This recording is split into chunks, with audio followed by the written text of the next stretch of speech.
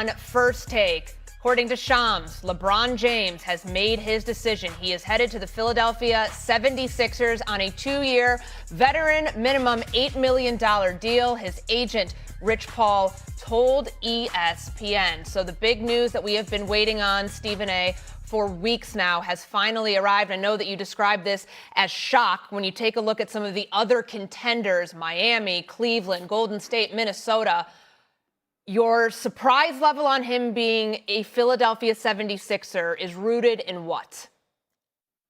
It's rooted in the fact that I know what Cleveland means to him. And him being available to go back home to Cleveland to end his career is what I anticipated. I thought that would be too much for him to shun or to push aside. Not to say that he did it with any malice intent. Of course, he loves that area. It's home to him. That's what I was thinking. Miami, obviously, even though you got Giannis and Bam, the reality is that you still need to fill a roster and you need a few things if you're Miami, even if you were to get LeBron James. In Cleveland, there is the James Harden factor because you promised him you're going to re-sign him, and you never know if he's going to show up in a big game, meaning a game 6 or 7 of a series. And obviously, you know what? There's only one basketball. He's going to want it, and James Harden's never really played off the ball. So you've got that issue. It makes total sense that it's Philly. I just thought that if he was going to go back east, it would be real difficult for him to say no to Cleveland because it's home, it's everything for him. He's deified there as well he should be. They'll hang a statue for him one day when his career is over. He will deserve it, make no mistake about it. But I just thought that was the kind of thing that would get in the way of him going anywhere else if he went back east. So the fact that he's chosen Philadelphia from a basketball standpoint, it makes all the sense in the world. With Maxey, with Edgecombe, with the acquisition of Jaylen Brown, who is a stud and an all-world player in the NBA, LeBron joining that crew as the elder statesman, having those young thoroughbreds to carry most of the legwork, it makes perfect sense. I just thought that home would be too much of a pull for him to shove aside. Shams Charania broke this story moments ago, and he joins us now on First Take. Shams, how did LeBron arrive at this decision?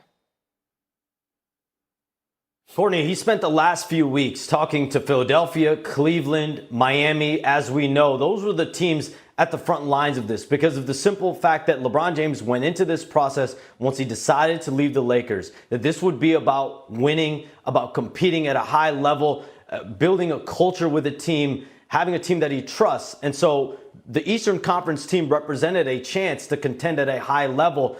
The Warriors were also considered, of course. The Minnesota Timberwolves were considered heavily as well. But this clearly for LeBron James, he looked at the rosters in Philadelphia after the Jaylen Brown trade. Remember, guys, like Stephen A. Courtney, the Sixers were not even in the picture, were not on the map until Bob Myers and Mike Gansey went out there and traded for Jaylen Brown. So you have Tyrese Maxey, you have VJ Edgecombe, you have Jaylen Brown and Joel Embiid. So LeBron James looked at that roster. He looked at the Cavaliers roster. He looked at the Heat roster, and he is choosing the Philadelphia 76ers for a historic 24th season, but he's signing a 2-year deal, a player option for a potential 25th season. So the Sixers and LeBron James are going into this that he could very well play a historic record 25th season. And this is about Bob Myers and Mike Gansey and a slew of their players from Tyrese Maxey, Jaylen Brown, Joel Embiid, all calling LeBron James, having relationships with LeBron James, specifically Tyrese Maxey, and selling them on that vision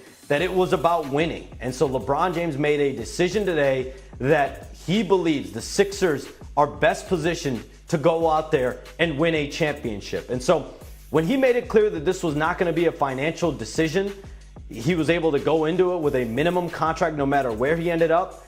He got the ability to pick where he felt he would have the best chance to win a championship. And he put his money where his mouth is. Courtney, the last piece I'm told over the last week or so was just having that family conversation with LeBron James. We know Savannah, his wife, Zuri, his young daughter, they're LA based.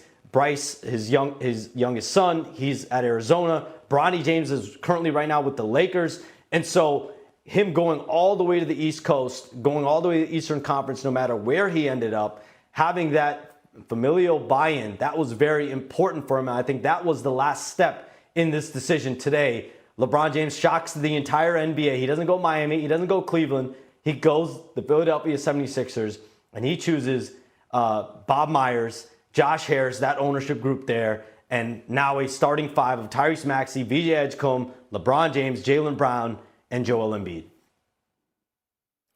Got to ask you, Shams, 43 years since the Sixers won a title. We know from a basketball standpoint, it's an ideal fit, to be quite honest with you. LeBron, people forget how elite he was in transition last year. And then you take into account the fact that Joel Embiid was his Olympic teammate in 2024. You know Tyrese Maxey. We know what a stud he is. Jaylen Brown, what a stud he is. And we know that the family issue obviously was the roadblock, because they had to buy in. No question about that. But Shams, from a basketball standpoint, what was tough? What was the toughest thing about LeBron ultimately reaching a decision between Philly and everybody else? I'm not talking about the family portion. I'm talking strictly basketball. What was the toughest part about that?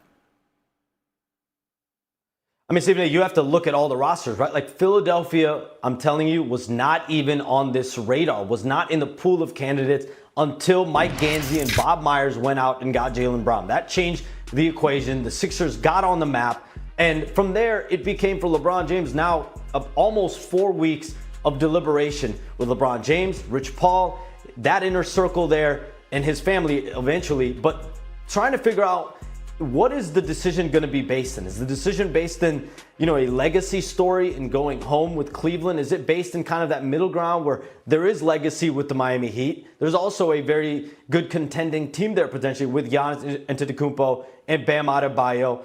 In Cleveland, we know there's Donovan Mitchell, James Harden, Jarrett Allen, Evan Mobley, but he really figure out, what does it look like going to Philadelphia? Are you going to live in Philly? Are you going to live in New York? Where are you going to live? What are your living conditions going to be there?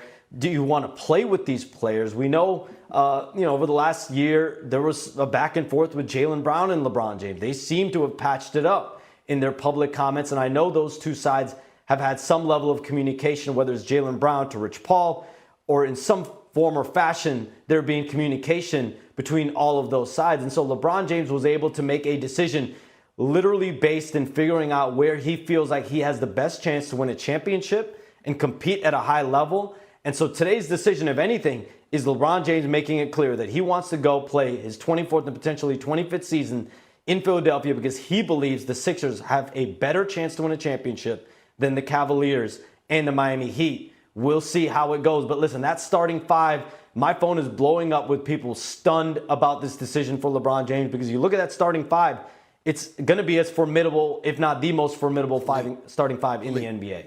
Yeah.